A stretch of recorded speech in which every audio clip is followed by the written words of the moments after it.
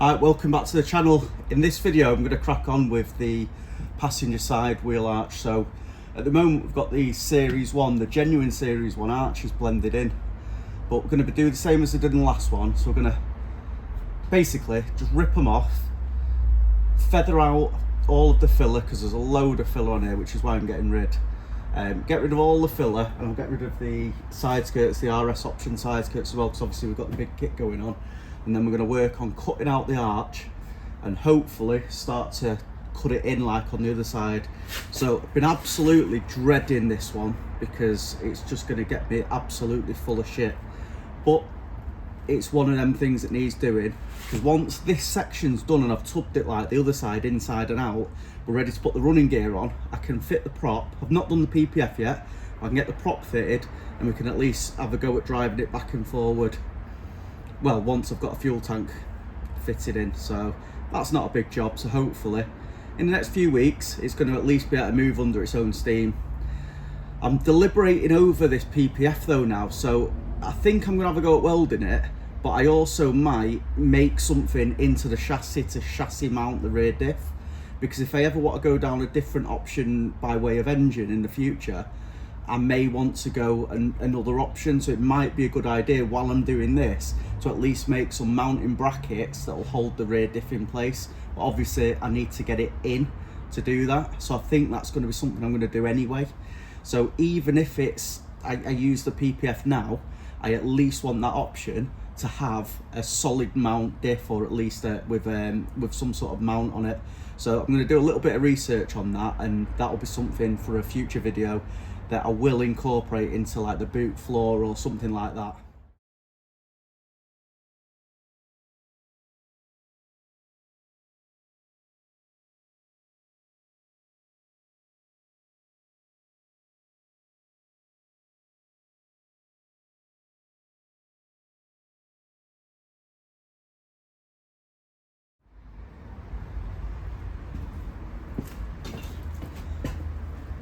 Sorry about the angle again, but we're part way through now. So I've cut the inner arch, obviously the outer arch. You see how much filler was on this. I kept a piece somewhere. Tried to shorten the time lapse, but I don't think it worked. So that's the sort of filler it took to get the arches blended in, which, as you can see, there's a lot. Never cracked though. So that's gone now. I need to wire wheel all the way up here to get rid of all the filler. You can see how thick it is, and I need to wire wheel all the stone chip off the inside of here as well. Probably only to about there, because obviously the inner arch is getting cut out after this is welded up as well. So basically once this is wire wheeled, I'll be grafting a plate in all the way around. A couple of holes around here need filling in that were for screwing on the arches just while the bond was going off, and then just same as the other side really, get it all welded up, and then we'll start fabricating the inside. But I don't think I'll be able to do that within the same video, but we're getting there. This next bit, doing this, is going to be probably the worst bit. Absolutely hate wire wheeling, so I think I'll get some lunch and then crack on with that.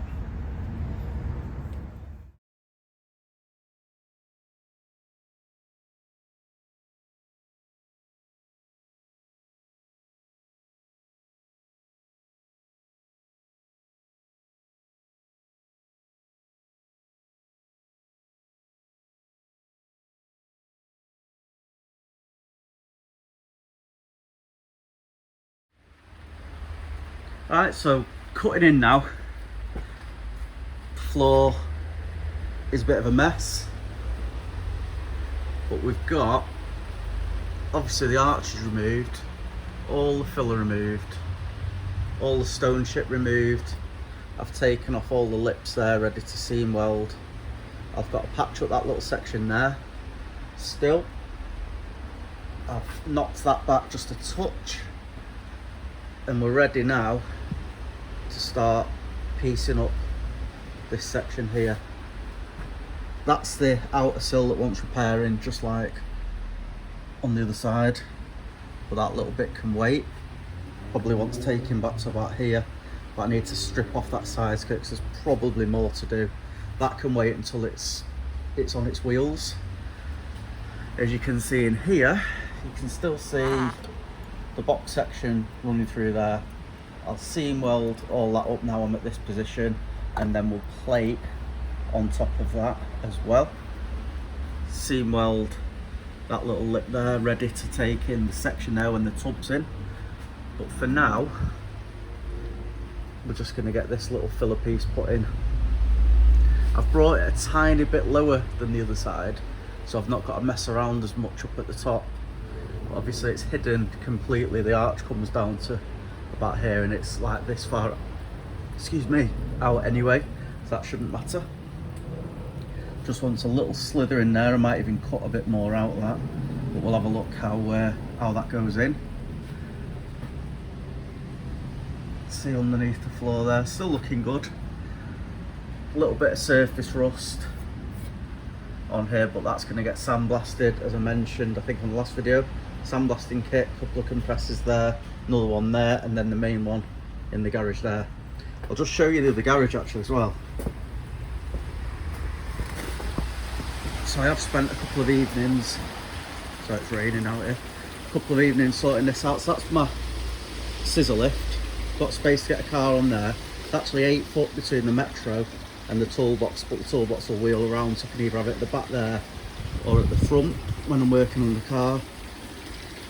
I've put a bit of storage above the Metro as well, and that's hanging off an angle line. It's actually self-supporting to a certain extent, but it's bolted into the joist on the top and then through the side as well, just so I can get some of the lighter interior parts out the way, basically give me a little bit more floor space.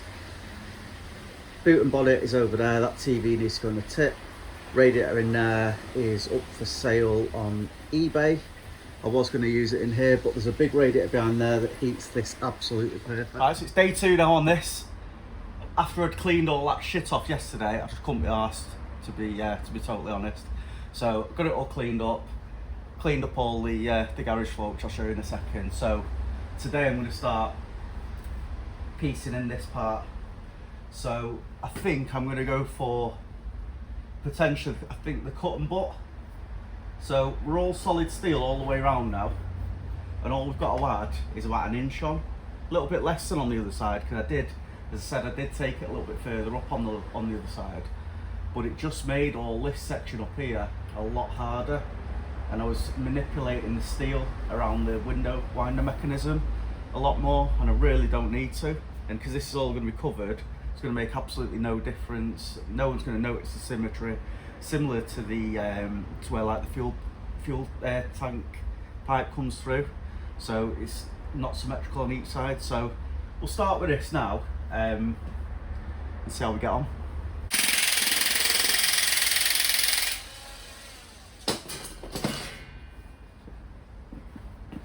Alright, so we've now got one nice big long strip, and the idea is we'll tuck it behind if possible. Nearly long enough to do the whole thing as well.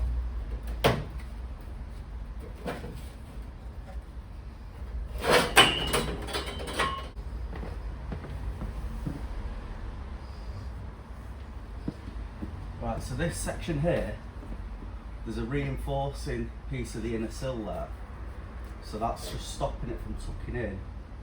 So if I just chop off that little section, it should allow me just to tuck into here. And then what I'll do is I'll work on getting a few tacks round, and then I'll do a cut and butt on it.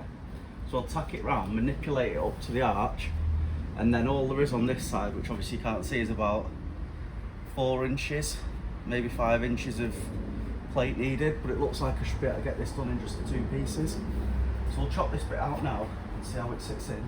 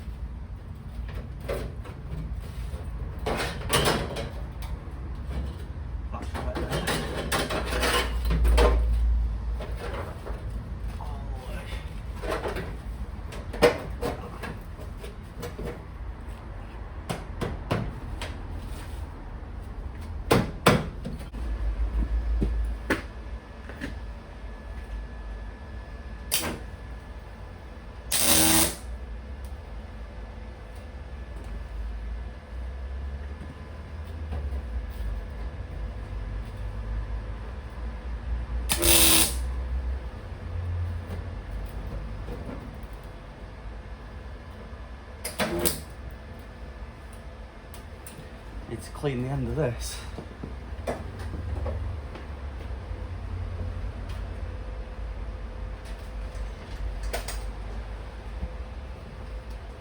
There's not enough gas getting through.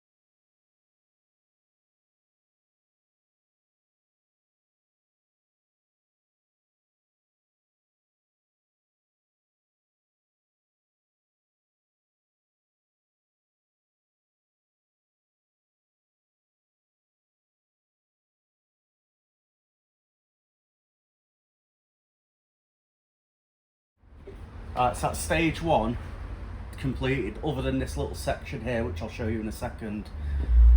I've tacked it in, I've left it overhanging all the way around, and I'm going to leave it like that until I've seam welded all the inside, because hopefully that extra bit of material will take a little bit of the heat away, so it'll help dissipate the heat a little bit.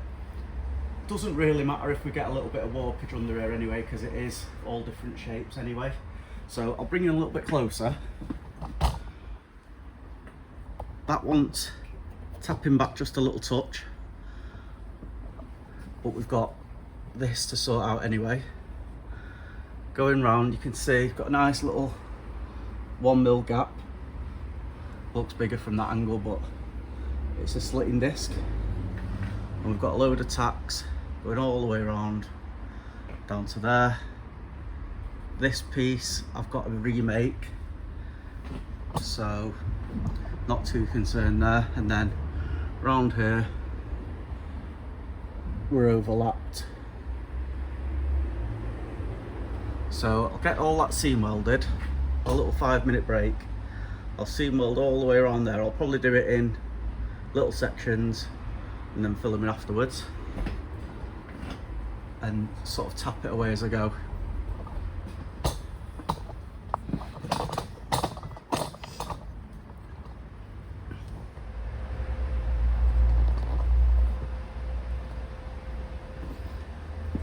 Alright, so for doing this bit now, I will put welding mask on, and I've just been closing my eyes and tilting my cap down, and I'll put the gloves on as well. So we'll crack on with this now.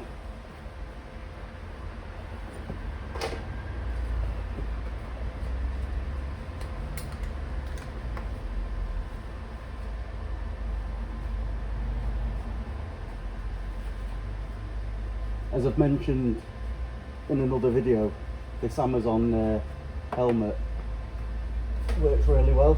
It's dead reasonable.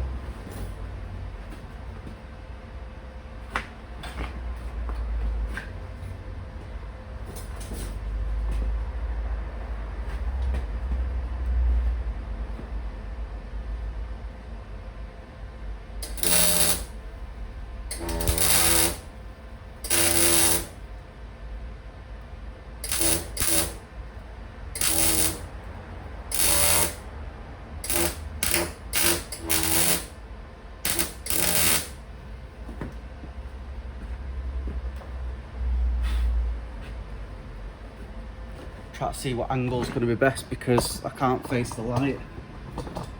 There we go. So if I face the LEDs, it locks out my mask. So hopefully from there you better see.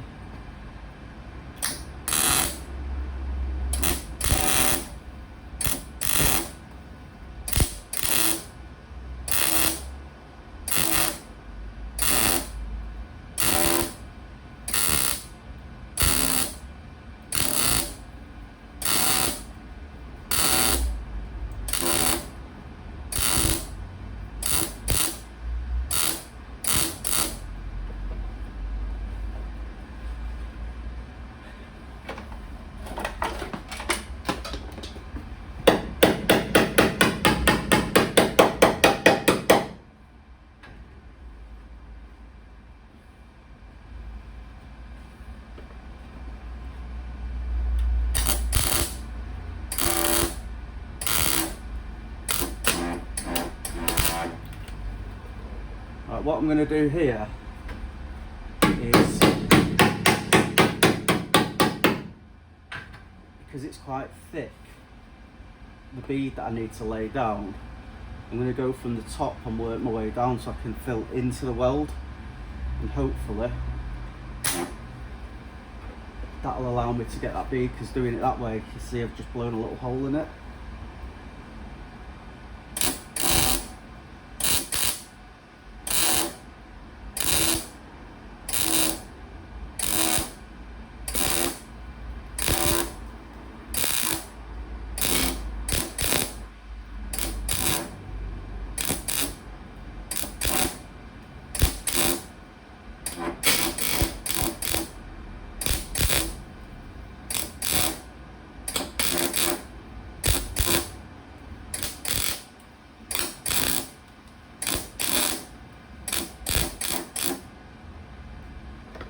Yes, that's working a lot better.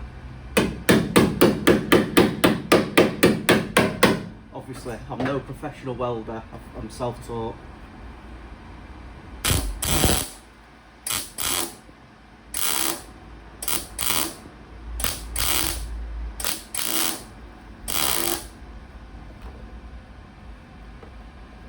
So this is now the biggest section, so hopefully it should go alright.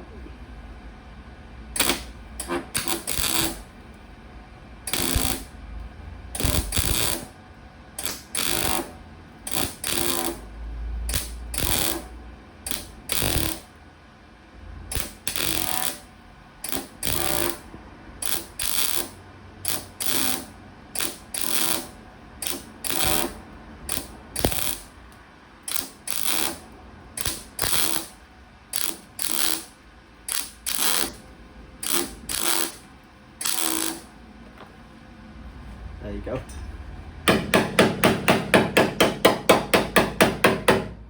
Nice solid weld, even on that really thick section, just by back feeding into it. So I'll probably have to do that a few more times going up here, because it is a little bit in and out where the slitting disc has obviously moved around the bend. Don't seem to have got any movement in the panel. I think I'll probably do from here down for a minute. This is where the window mechanism is, and just make sure you can see. So the window mechanism is here, so it deforms.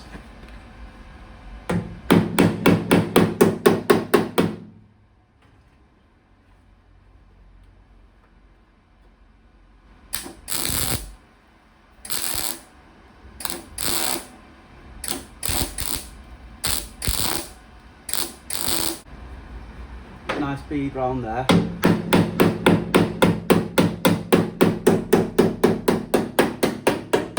the extra heat is allowing me to work this metal bit.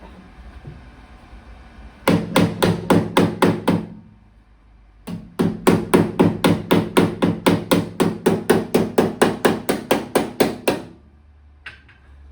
we'll get that bit filled in now. In fact, I'll do from there to there this time. Get in there now.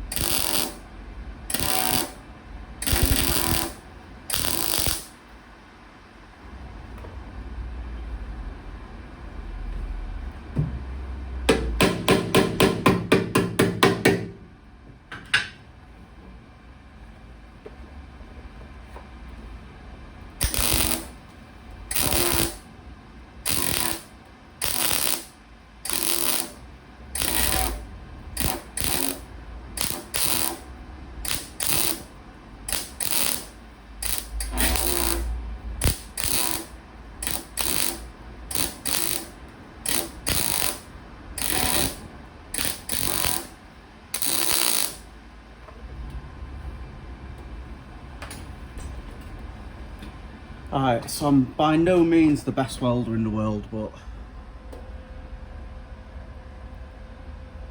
you can see it's at least solid.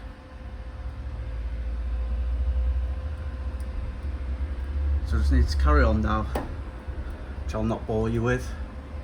Stick it on time lapse and I'll get the rest of that welded up.